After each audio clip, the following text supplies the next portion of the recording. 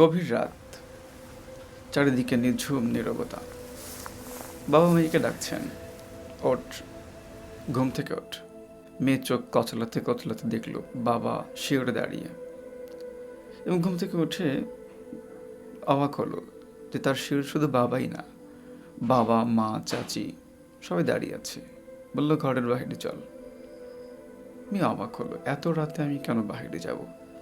অবাক হলেও মেয়ে নিশ্চিন্ত, কারণ তার সাথে যাচ্ছে বাবা, মা, চাচি, সবই আপনজন।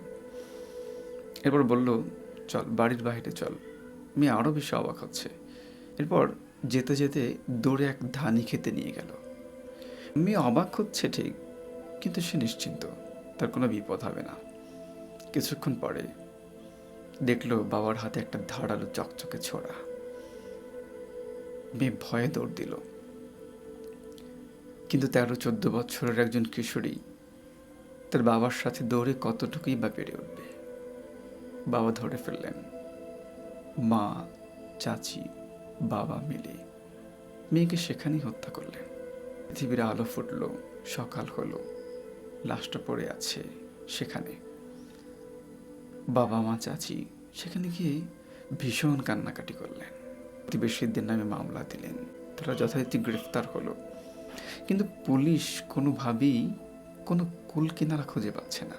সে সন্দেহ হলো, চাচি গ্রেফতার হলেন, সব কিছু পট করে বলে দিলেন। আপনি চিন্তা করেন, যেই মা তার মেয়েকে 10 মাস 10 দিন গর্ভে ধারণ করেছে, ছোট থেকে মানুষ করেছে, নিজে ভেজা বিছানায় শুয়ে মেয়ের জন্য শুকনো বিছানার ব্যবস্থা করেছে, মেয়ের জন্য স্বপ্ন দেখেছে, মেয়ের জন্য জামাই হিসেবে একটা রাজপুত্র পছন্দ করবেন, মেয়ের জন্য আস্তে আস্তে করে অর্থ জমিয়েছে, কারণ জামাই বাড়িতে ফার্নিচার দিতে হবে, ইত্যাদি ইত্যাদি। সেই মেয়েকে সেই মা নিজের হাতে জবাই করেছে। আপনি কি অবাক হচ্ছেন, নাকি এই ঘটনা আপনার কাছে খুবই স্বাভাবিক মনে হচ্ছে?